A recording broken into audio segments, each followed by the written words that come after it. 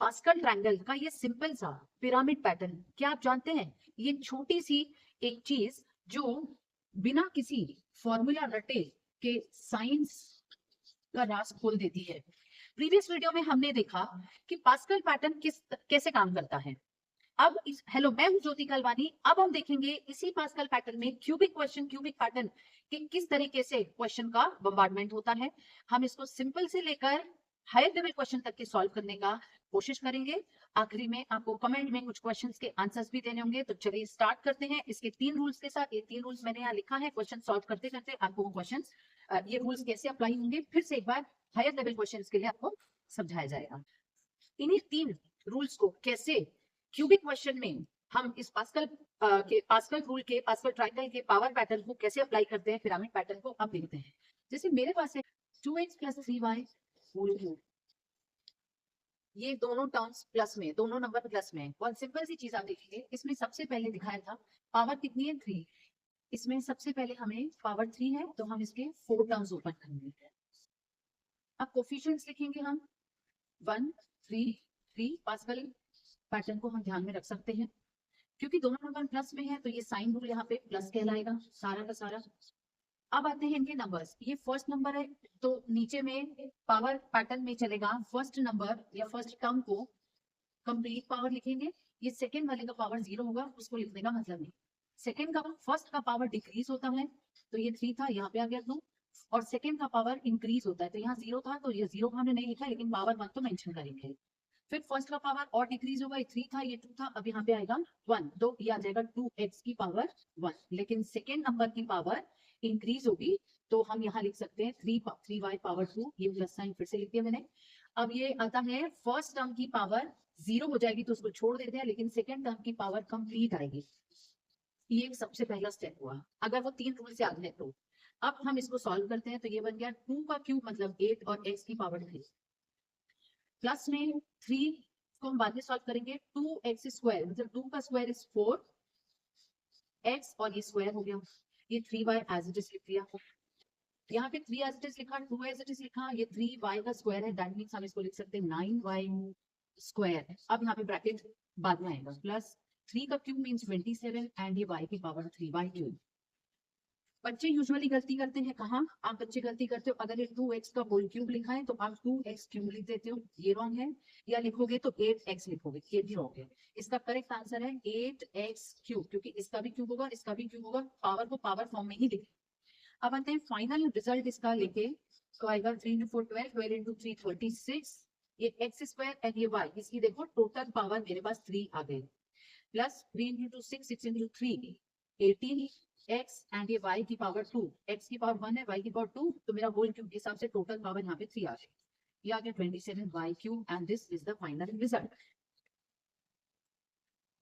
ये था अभी प्लस फॉर्मेट में। इसी पैटर्न को लेकर अगर हम माइनस क्वेश्चन सॉल्व करते हैं तो ये कुछ कैसा है।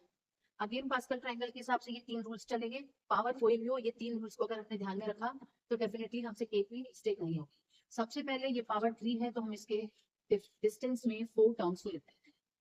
अब यहाँ पे एक टर्म प्लस है, एक टर्म माइनस है, तो इसमें हमको साइन को, अगर आपको ये साइन रूल याद नहीं होता है तो मैंने आपको प्रीवियस वीडियो में भी एक बहुत आसान तरीका बताया था।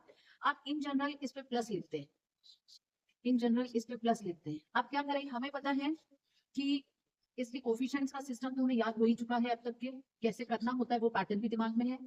अब इस 4 का कंप्लीट क्यूब ले लेते हैं, फर्स्ट टर्म का क्यूब पूरा होगा। फर्स्ट टर्म की पावर डिक्रीज होके यहाँ लिख देती हूँ मैं 2। यहाँ पे सेकेंड टर्म की पावर 0 है तो हम मेंशन नहीं करते हैं क्योंकि टोटल वैल्यू 1 होती है। अब सेकेंड टर्म की पावर बढ़ेगी तो अब हमने क्योंकि सारे टर्म्स में प्लस लिख दिया है तो ये सबसे आसान तरीका होता है कि सेकेंड टर्म के आगे क्या है, माइनस है, तो आप उस माइनस को यहाँ मेंशन कर दो, ये ज्यादा इजी होगा बजाय साइन रूल को याद रखना। अब इसमें आता है फर्स्ट टर्म की पावर और डिक्रीज होगी 2 से, ये बन जाएगी 1, और सेकेंड टर्म की पावर इंक्रीज होगी, लेकिन सेकेंड टर्म के आगे अगर साइन माइनस है तो माइनस टाइम्स उस टर्म को लिखकर एंड उसकी पावर बढ़ा दो 2। ये 0 थी, ये 1 है, ये 2 है। अब आते हैं फर्स्ट टर्म की पावर यहाँ पे 0 होगी तो मेंशन करने की जरूरत नहीं है, सीधा सीधा सेकेंड टर्म आएगा, उसकी पावर 3, ये 2 से 3 हो गई, लेकिन ये विद साइन लिखी। तो अब हमको सॉल्व करना मतलब ये साइन रूल को लर्न करने की जरूरत नहीं होगी, सिर्फ कोफिशिएंट्स का एक पास्कल ट्रायंगल का पैटर्न एंड फर्स्ट टर्म की पावर इंक्रीज हो रही है डिक्रीज हो रही है, वो तो आपको करते करते लर्न हो जाएगा, अपने आप दिमाग में आ जाएगा।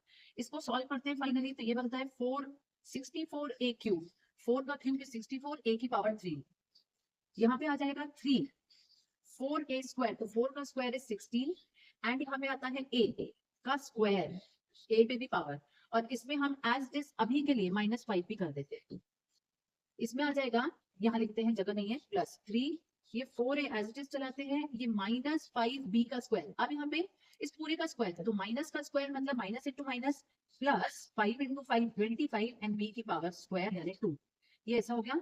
और ये लास्ट टर्म -3 टाइम्स मल्टीप्लाई होगा, तो माइनस अगर ऑड टाइम्स में है तो उसका टोटल रिजल्ट माइनस आ जाएगा बाहर में भी, ये 25b cube, and last step यहाँ पे बचता है जो कि आएगा 64a क्यूब, 3 इंटू 16 इंटू 5, तो ये बन जाएगा 240 a स्क्वायर b, ये माइनस, ये इसके माइनस, और ये जो बाहर में प्लस है, ये प्लस और माइनस एक साथ मल्टीप्लाई होगा, तो यहाँ पे प्लस नहीं माइनस आएगा, ये माइनस है इसके साथ मल्टीप्लाई का टोटल टर्म देगा 240 a square b।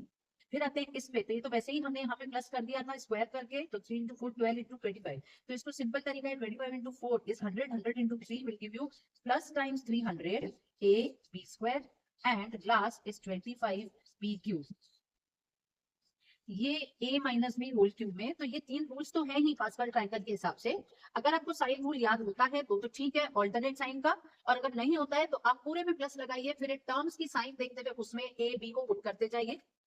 Answer these questions in the comment box. If you found this video helpful, so do like, share and subscribe my channel Fearless Maths. आप हमेशा एक बात याद रखिए, कॉन्सेप्ट क्लियर है, that means maths no fear है। अगले video में मैं इसी कॉन्सेप्ट को लेकर आऊंगी जिसमें एडवांस लेवल के क्वेश्चंस होंगे। तब तक के लिए keep practising and thank you for watching.